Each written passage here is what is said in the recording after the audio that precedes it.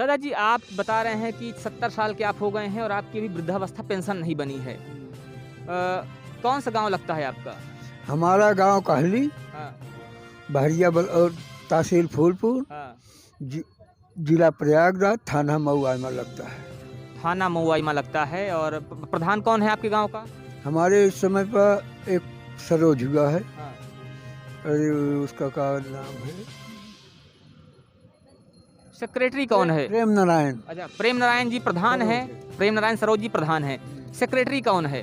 Secretary भाई कहाँ के हैं? हाँ। कभी भेंट ही नहीं होती तो क्या बताएं सेक्रेटरी कहाँ के हैं। अच्छा, कभी भेंट आपसे नहीं हुई आज तक? बहरिया दो एक बार गए भी, हाँ। वहाँ पर भी आज नहीं कल बोल दिया, फिर गए, भेंट नहीं हुई। अच्छा, तो सेक्रेटरी से इनकी भेंट नहीं हो रही है और 70 साल के हो गए हैं दादाजी, इनको अभी तक वृद्धावस्था पेंशन तक का लाभ नहीं मिल रहा है। ये एक बड़ी बात है क्योंकि जो जिस चीज़ का फिर भी हमको लाभ मिल जाएगा तो ठीक है, नहीं मिलेगा तो ठीक है। ऊपर वाले दे जो रहे हैं बहुत, उतना बहुत है। हमसे कोई इससे लाभ के लिए हम ज़्यादा और नहीं दौड़ते कि भगवान की चिंता से किसान से 6000 मिल जाता है, वो भगवान दिया, और पेंशन भी मिल जाती तो और होता।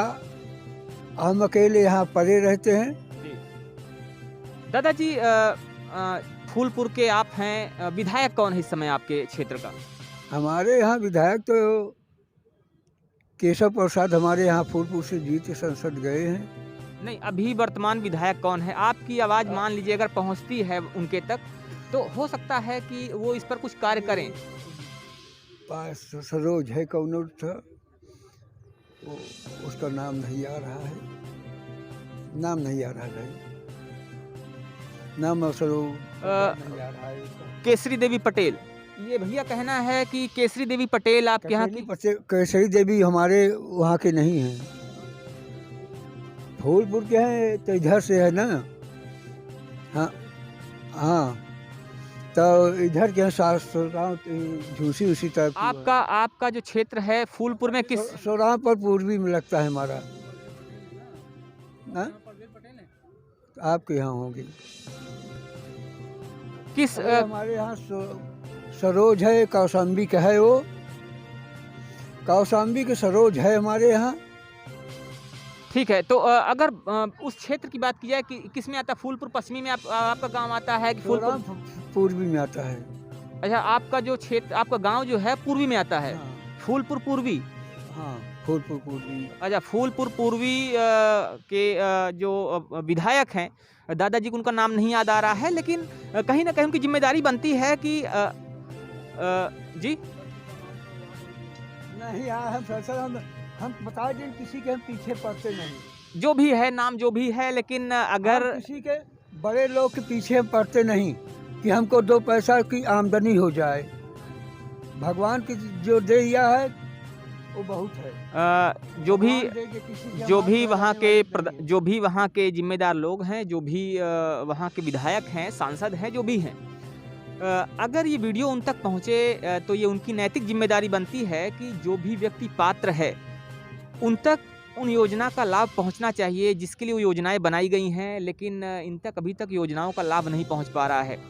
हालांकि दादाजी ने बताया, बड़ी ही बेबाकी से बताया कि जो अभी योजनाएं चल रही हैं वो ऊपर से तो आती हैं, ऊपर से सारी योजनाएं अच्छी लागू की जाती हैं। योगी जी और मोदी जी जो हैं बहुत अच्छा काम कर रहे हैं, लेकिन वो योजनाएं नीचे तक, अंतिम व्यक्ति तक पहुंच ही नहीं पाती हैं जिन तक पहुंचना चाहिए। नहीं पाती, बड़े लोग पास जाते हैं, जिसको नहीं मिलना है वो मिली है, और जो छोटे लोग हैं जैसे उसको, गरीबों को नहीं मिल रहा है। हमको यही दुख है, हमारे अपने लिए हमको नहीं दुख है, हमको भगवान दिया है। जिनको लाभ मिलना चाहिए उनको लाभ नहीं मिलता है। ये हमारे साथ में एक और भैया हैं, इनसे पूछते हैं, इनसे बात करते हैं। कहाँ से आते हैं आप? हम हनुमानगंज से आते हैं। हनुमानगंज से आते हैं, तो हनुमानगंज की अगर बात की जाए तो उस क्षेत्र में विकास कार्य कैसा है? विकास कार्य बहुत पीछे है। बहुत पीछे है। कौन विधायक है आपका, किस पार्टी से हैं? हमारे विधायक वो है प्रवीण पटेल, भाजपा के हैं। प्रवीण पटेल जी भाजपा के हैं। तो वैसे तो कहा जाता है, भाजपा तो कहती है कि हमने बहुत सारा कार्य किया है, हमने हर क्षेत्र में विकास किया है, लेकिन आपके क्षेत्र में विकास नहीं हुआ। तो किस तरह से आपको लगता है कि विकास नहीं हुआ?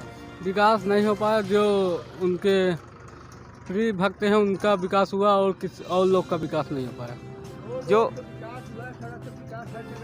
नहीं, गड्ढा मुक्त अभी तक नहीं हुआ।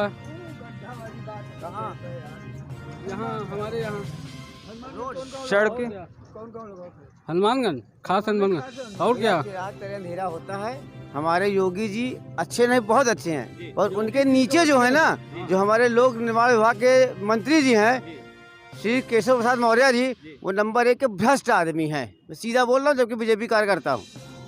बीजेपी कार्यकर्ता हैं, ये एक बड़ी बात है। बीजेपी कार्यकर्ता हैं, लेकिन केशव प्रसाद मौर्य जी के ऊपर एक बड़ा आरोप है कि वो भ्रष्ट आदमी हैं, क्योंकि लोगों का उनके ऊपर विश्वास उठ चुका है, ऐसा इनका मानना है। जी हाँ, क्योंकि मेरी भूमि एक नैनी में कब्जा हुई है, और उनके जो जो उन्होंने किया है, वो सपा के पहले गुंडे थे, उनको अपने साथ रखे हैं। जिला मंत्री बनाया गया है, संदीप केसरवानी नाम है, जसरा का रहने वाला है।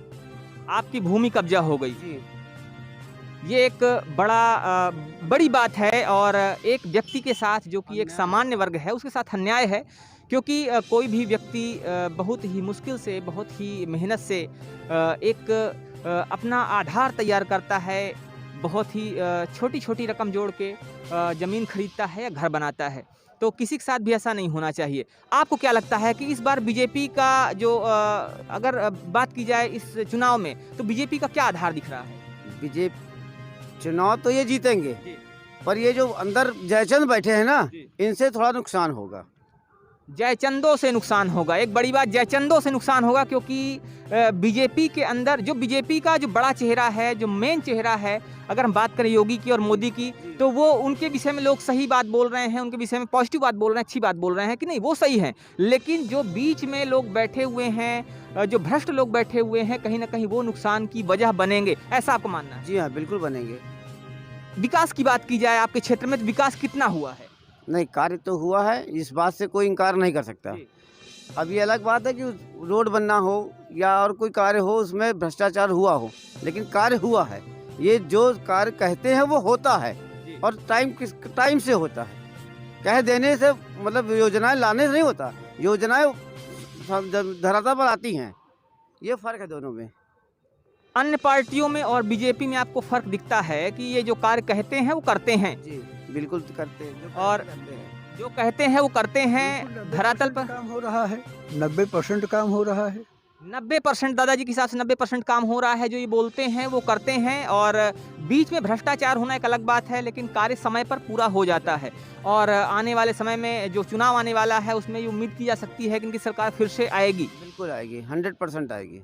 100% आएगी। अच्छा, अभी इधर 2 दिन में, 3 दिन में काफ़ी ज़्यादा उथल पुथल देखने को मची है, देखने को मिली है, तो उसके विषय में क्या कहेंगे? उससे क्या फर्क पड़ने वाला है? वो हमारी पार्टी के थे नहीं, आए थे मेहमान, गेस्ट, वो विधायक, सांसद, मंत्री थे, चले गए। हम अपने बल पे पहले जीते थे, अपने बल पे फिर जीतेंगे। अपने बल पे पहले जीते थे, अपने बल पर फिर जीतेंगे, क्योंकि वो यहाँ के थे ही नहीं, वो बाहर से आए थे, वो दूसरी पार्टी के थे, और उससे कोई फ़र्क नहीं पड़ना है, ऐसा आपका मानना है। चलिए, उम्मीद करते हैं कि ऐसा ही होगा, और आने वाले समय में चीज़ें बेहतर होंगी। जो भी योजनाएं हैं वो जन सामान्य तक, अंतिम व्यक्ति तक पहुंचेंगी, क्योंकि यहाँ पर दादाजी की बात अभी आई, और जो धरातल की बात आई है, जीरो ग्राउंड की बात अगर करें, तो वहाँ पर कुछ लोग हैं जो असंतुष्ट दिख रहे हैं। तो असंतुष्ट लोगों को भी ये पार्टी जो है संतुष्ट करने की पूरी कोशिश करेगी, और जिन तक अभी नहीं पहुँच पाई है पार्टी, उन तक फिर से पहुँचने की कोशिश करेगी। मिलते हैं फिर से कुछ ऐसी ही खास बातों के साथ, कुछ ऐसी खास वीडियो के साथ। तब तक के लिए जय हिंद, जय भारत।